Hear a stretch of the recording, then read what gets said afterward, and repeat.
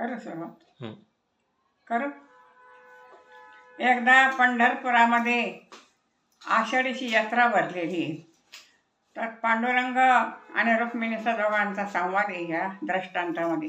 आषाढीची यात्रा भरली आणि लोक दिंड्या घेऊन आली पाय पळत, आणि दिंड्या घेऊन आल्यामुळं त्यांच्या पायांना फोड आलेले, फडके बांधलेत.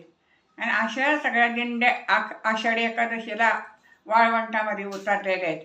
आणि उद्या आहे एकादशी, म्हणून नामदेवाचं कीर्तन होणार आहे. आणि नामदेवाच्या कीर्तनामध्ये सगळे लोक आनंदाने नाचू लागतात.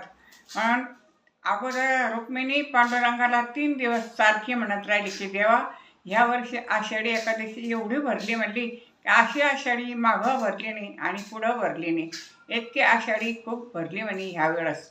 तर भगवान 3 दिवसापासून रुक्मिणी अशी शेजारतीला झाली की भगवान आणि रुक्मिणी शेजारती होती आणि ते त्यांच्या रूममध्ये झोपायला जातात. तेव्हा हळदी कुंकाचे सडे टाकल्या जातात, फुलाचे सडे टाकल्या जातात, आणि शेजारती झाली की पडदा टाकतात मूर्तीवर आणि देव झोपायला गेले स्टेजेवर, असं सांगतात बडवे. आणि दार बंद होतं पंढरपूरचं. म्हणून शेजारती झाल्यानंतर पांडुरंग रुक्मिणी आपल्या स्टेजवर झोपायला गेले. तर रुक्मिणी 3 दिवसापासून सांगते देवाला की आषाढी अशी भरली की मागं भरली नाही, पुढं भरली नाही, अशी आषाढीची यात्रा. आणि लोक पाय पळत आले, पायाला फोड आलेली त्यांच्या.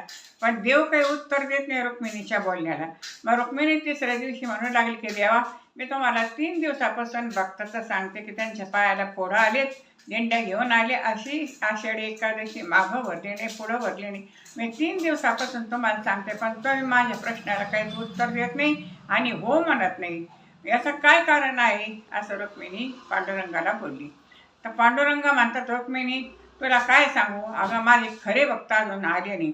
माझे खरे भक्त म्हणजे गोरोबा काका, माझे सावता माळी, असे चोखा, माझे जे खरे भक्त भक्तिविजयत आहे किती संत, ते भक्त माझे खरे आले नाही. नामदेव महाराज, आपले तुकाराम महाराज हे पण आले नाही.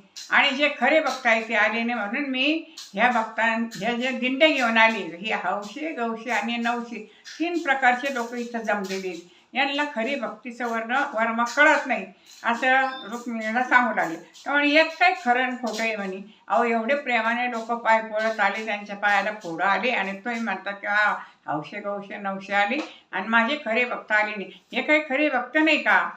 तर देव म्हणे तुला दाखव की यांचा प्रायश्चित्त. चल म्हणे, आता उद्याला नामदेव महाराजाचं कीर्तन वाळवंटामध्ये आपण वेश पालटून नामदेवाच्या कीर्तनात जाऊ आणि तिथे दौंडी देऊ म्हणे. मग तुला कळेल का खरे भक्त कोणते म्हणून, आणि हौशे गौशे नवशे भक्त कोणते हे तुला कळेल. मग तेव्हा 2ऱ्या दिवशी एकादशी नामदेवाचं कीर्तन वाळवंटामध्ये चाललं, आणि भगवान पांडुरंग आणि रुक्मिणीने वेश पालटवले आणि पंढरपूरमध्ये आली. आणि नामदेवाचं कीर्तन ज्या वाळवंटात चाललं तिथे एक उंच टेकडी होती, त्या टेकडीवर जाऊन उभी राहिली पांडुरंग रुक्मिणीला घेऊन. आणि उंच टेकडीवर उभे राहिल्यानंतर हातामध्ये त्यांनी डफडं घेतलं आणि हरिजनाचं दौंडी देणारं रूप धरलं त्यांनी देवानी. आणि दौंडीला ते डफडं टन टन टन टन वाजवलं किती वेळ. ऐका हो ऐका, उद्देश दौंडी काय ते ऐका. मग ते सगळे कीर्तनातले लोक म्हणले, नामदेव महाराज म्हणजे उद्देशी पंढरपुरामध्ये दौंडी ते ऐका. सगळे स्तब्ध राहिले, टाळ करी बंद झाले, टाळ वाजवणारे, आणि दौंडी ऐकायला लागले. तर ते सांगू लागले दौंडी देणारे भगवान सांगतात हरिजनाच्या रूपातून दौंडी देणारे. तर ते म्हणतात की ऐकावं ऐका, उद्देशी दौंडी असे की पंढरपुरामध्ये जेवढे टाळकरी माळकरी वारकरी आलेले आहेत, या चंद्रभागेमध्ये सूळ रावले जाईन, आणि सुळावर ज्यांनी अष्टगंध बुक्का लावला, माळ घातली, जे एकादशी करीत असतील असे जे माळकरी असतील, यांना 1-1 नंबरवरच सुळावर द्यायचे.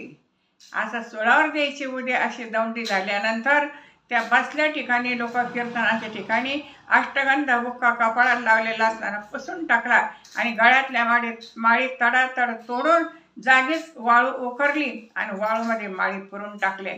भगवान सांगतात रुक्मिणीला, रुक्मिणी पाय म्हणे, आता एक खरे भक्त आहे का, अहो हे पाय पळा दिंड्या घेऊन जरी आले, परंतु यांनी आज दौंडी ऐकली उद्या सुळावर द्यायचे, म्हणून त्यांनी लगेच माळा थोड्यान खाली करून टाकल्या म्हणे. हे काही खरे भक्त आहेत का म्हणे, पाय म्हणे. मग अहो म्हणे असे भक्त लागत आहे का जे हे आकाशवर कवळूप आहे, हे आकाशवर कवळूप आहे. ब्रह्मगोळ भंगा जाय, वडवानळ अग्नी खाय, तरी तुझी आनगा विठोबा. माझे जे भक्तिविजयातले भक्त आहेत ना, ते प्राण जरी गेला तरी ते विठ्ठलाच्या पायाची शपथ घेऊन सांगतात की देवा, आम्ही उद्या आकाश कोसळून पडायचं ते आत्ता का पडत नाही. या ब्रह्माला तिसरा डोळा उघडून जेव्हा प्रलय काळाच्या वेळेला आग लागेल ती उद्या व्हायचं, ती आज जरी झाली तरी चालेल, पण आमचा जो निर्धार आहे तो आम्ही तुमच्या पायाची शपथ घेऊन सांगतो की जो निर्धार आहे आमच्या मनाचा की आषाढीची वारी आणि कार्तिकीची वारी आम्ही सोडणार नाही, म्हणून त्यांचा निर्धार आहे. मग हे बघ म्हणले, हे भक्त कसे माझे, यांचा हा निर्धार आहे. वर आकाशात उठून पडलं तरी ते माझी दिंडी सोडणार नाही, ब्रह्माला आग लागली तरी माझी दिंडी सोडणार नाही. आणि हे जे हौशे गौशे नवशे आली पंढरपूरमध्ये, हे म्हणे कोणाचा तांबे विसरला, कोणाची पिशवी विसरली, कोणाचा पातळ धोतर वाळत घातलेला तर ते गुंडळून घेऊन जातात म्हणे. कोणाला या ठिकाणी पंढरपुरात आले कोणी चाबूक घेतं, कोणी चपला घेऊन जातं पंढरपुरामधून, कोणी अशा प्रकारचं सूप नेतं, कोणी टोपलं नेतं. तर संसार प्रपंचाला लागणाऱ्या वस्तू नेल्या नाही पाहिजे. इथून पंढरपुरामधून काय घ्यायचं तर देवाची मूर्ती घ्यायची, फोटो घ्यायचा देवाचा, माळ घ्यायची, बुक्का घ्यायचा, कुंकू घ्यायचं, अशा प्रसाद घ्यायचा, अशा वस्तू नेल्या पाहिजे.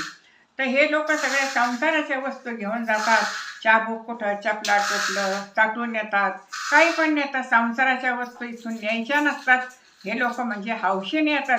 आणि गौशे म्हणजे कोणाचं विसरलेलं असतं ते गवसलं म्हणजे ते घेऊन जातात.